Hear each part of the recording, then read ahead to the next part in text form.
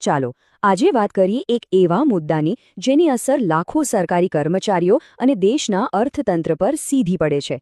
હા, વાત છે 8મા પગાર પંચની. કર્મચારીઓના પ્રતિનિધિઓએ સરકાર સામે કઈ માંગણીઓ મૂકી છે? ચાલો આખા વિષયને ઊંડાણપૂર્વક સમજીએ.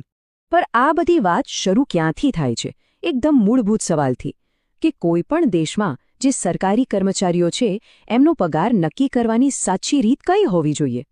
દેખાવમાં આ સવાલ બહુ સીધો લાગે, પણ એનો જવાબ બહુ જ જટિલ છે. કારણ કે એમાં શાસન, અર્થતંત્ર અને સામાજિક ન્યાય જેવા કેટલાય પાસા જોડાયેલા છે. આપણે જે પણ વાત કરીશું એનો આધાર છે આ દસ્તાવેજ. આ એક મેમોરેન્ડમ છે જે નેશનલ કાઉન્સિલ એટલે કે JCM દ્વારા તૈયાર કરાયું છે. આ સંસ્થા કેન્દ્ર સરકારના કર્મચારીઓનું પ્રતિનિધિત્વ કરે છે. તો આપણે એમના દ્વારા રજૂ થયેલા મુખ્ય પ્રસ્તાવોને એક પછી એક સમજીશું. સારું, તો હવે સીધા આંકડા પર આવીએ એ પહેલાં એ સમજવું જરૂરી છે કે નવા પગાર પંચની ચર્ચા શા માટે થઈ રહી છે. આની જરૂરિયાત કેમ ઊભી થઈ? એકદમ સાદી ભાષામાં કહીએ તો પગાર પંચ એ નિષ્ણાતોની એક કમિટી છે. એનું કામ છે સમયની સાથે વધતી મોંઘવારી, લોકોના જીવનધોરણમાં આવેલા ફેરફાર અને બીજા આર્થિક પાસાઓને ધ્યાનમાં રાખીને સરકારી કર્મચારીઓના પગાર, ભથ્થા અને બીજી સુવિધાઓમાં શું ફેરફાર કરવા જોઈએ એની ભલામણ કરવાનો. ચાલો હવે આવીએ મુદ્દાની વાત પર. પ્રસ્તાવનો સૌથી અગત્યનો હિસ્સો કર્મચારી સંગઠનો પગારની ગણતરી અને એના આખા સ્ટ્રક્ચરમાં કેવા મોટા ફેરફારો કરવા માગે છે. ભલે આ શબ્દ થોડો ટેકનિકલ લાગે, પણ એને સમજવો બહુ સહેલો છે. સમજો કે ફિટમેન્ટ ફેક્ટર એક જાદુઈ આંકડો છે. એ જ નક્કી કરે છે કે તમારો અત્યારનો જે બેઝિક પગાર છે એને કેટલા ગુણો વધારીને નવો બેઝિક પગાર બનાવવામાં આવશે. અને એ જાદુઈ આંકડો છે 3.8383.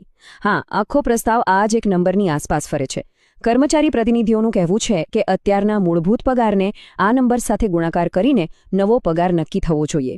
તો આ ફિટમેન્ટ ફેક્ટરની અસર શું થાય એ અહીંયા સ્પષ્ટ દેખાય છે.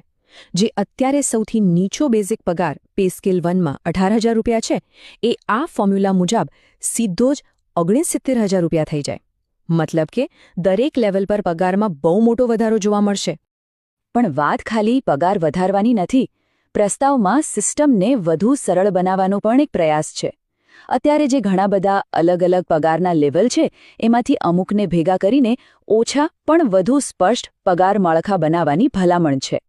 તો આ આંકડો ખાસ યાદ રાખવા જેવો છે, 69,000. કર્મચારી સંગઠનોના પ્રસ્તાવ પ્રમાણે 8મા પગાર પંચ પછી કેન્દ્ર સરકારના કોઈપણ કર્મચારીનો ઓછામાં ઓછો માસિક પગાર આટલો હોવો જોઈએ. પણ જુઓ, કોઈપણ કર્મચારીનો પગાર એટલે ખાલી બેઝિક સેલેરી નહીં, બરાબર? એમાં ભથ્થા એટલે કે અલાઉન્સ પણ બહુ મોટો ભાગ ભજવે છે. અને પ્રસ્તાવમાં એના પર પણ ખાસ ધ્યાન અપાયું છે. આપણે બધા જાણીએ છીએ, ખાસ કરીને મોટા શહેરોમાં ઘરભાડું કેટલો મોટો ખર્ચ છે. આ પ્રસ્તાવ આ વાસ્તવિકતાને સમજે છે અને એટલે જ હાઉસ રેન્ટ અલાઉન્સ એટલે કે HRAમાં સારો એવો વધારો સૂચવે છે. તો પ્રસ્તાવમાં HRAના જે નવા સ્લેબ સૂચવવામાં આવ્યા છે તે કંઈક આ પ્રમાણે છે. 50 લાખથી વધુ વસ્તીવાળા X કેટેગરીના શહેરો માટે બેઝિક પગારના 40% HRAની ભલામણ છે, જે અત્યારના રેટ કરતાં ઘણો મોટો વધારો છે. અને આ તો બહુ જ મહત્વનું સૂચન છે. આનો સીધો મતલબ એ છે કે HRAનો દર ફિક્સ ન રહે. જેમ જેમ મોંઘવારી ભથ્થું એટલે કે DA વધે એમ HRA પણ આપોઆપ વધી જાય. આનાથી કર્મચારીઓને વધતી મોંઘવારી સામે એક પ્રકારનું રક્ષણ મળે. HRA સિવાય બીજા પણ કેટલાક ભથ્થાની વાત છે આ મેમોરેન્ડમમાં. જેમ કે જો કોઈ કર્મચારી વધારાની શૈક્ષણિક લાયકાત મેળવે, ઓવરટાઇમ કરે અથવા તો કોઈ જોખમી જગ્યાએ કામ કરતો હોય તો એમને ખાસ ભથ્થા મળવા જોઈએ. આ એક રીતે એમના પ્રયત્નોને બિરદાવવા જેવું છે. સારું, અત્યાર સુધી આપણે એ જોયું કે શું શું માંગણીઓ છે. પણ હવે સવાલ એ છે કે આ માંગણીઓ પાછળનું કારણ શું છે?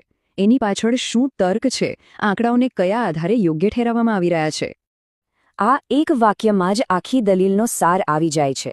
અહીં કહેવાનો મતલબ એ છે કે કર્મચારીઓને સારો પગાર આપવો એ માત્ર એક ખર્ચ નથી, પણ એ એક રોકાણ છે, જેનાથી કર્મચારીઓનું મનોબળ વધે છે, કામની ગુણવત્તા સુધરે છે અને સારા લોકો નોકરી છોડીને જતા નથી. એટલે જે લઘુત્તમ પગારની વાત થઈ રહી છે એ કોઈ મન ફાવે એવો આંકડો નથી. એની પાછળ એક ચોક્કસ ગણતરી છે. અને એ ગણતરીનો આધાર છે ફૂડ બાસ્કેટ, એટલે કે એક પરિવારને પોષણ માટે કેટલી ખાદ્ય ચીજોની જરૂર પડે એના પર. આ ફૂડ બાસ્કેટની ગણતરી બહુ રસપ્રદ છે. એમાં ખાલી પેટ ભરવાની વાત નથી, પણ એક સ્વસ્થ અને સંતુલિત આહારની વાત છે, જેમાં દૂધ, ઈંડા, ફળો, શાકભાજી જેવી પૌષ્ટિક વસ્તુઓનો પણ સમાવેશ થાય. તો આખા પ્રસ્તાવનો મૂળ મંત્ર એ જ છે કે લઘુત્તમ પગાર એટલો હોવો જોઈએ કે જેનાથી કર્મચારી અને એનો પરિવાર માત્ર જીવી ન શકે, પણ એક સ્વસ્થ, કાર્યક્ષમ અને ગૌરવપૂર્ણ જીવન જીવી શકે. ચાલો હવે આખી વાતને સમેટી લઈએ. આ પ્રસ્તાવની મુખ્ય માંગણીઓ કઈ છે અને હવે આ આખી પ્રક્રિયા કઈ દિશામાં આગળ વધી શકે છે? તો ટૂંકમાં કહીએ તો આ 4 મુખ્ય મુદ્દા છે જે કર્મચારી સંગઠનો સરકાર સામે મૂકી રહ્યા છે.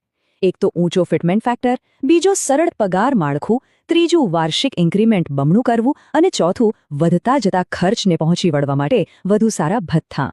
અને છેલ્લે આ બધા પ્રસ્તાવો એક મોટા સવાલ પર આવીને ઊભા રહે છે. શું આને કર્મચારીઓની કાર્યક્ષમતા વધારવા માટેનો એક રોકાણ ગણવું જોઈએ કે પછી સરકારી ખજાના પર એક વધારાનો બોજ?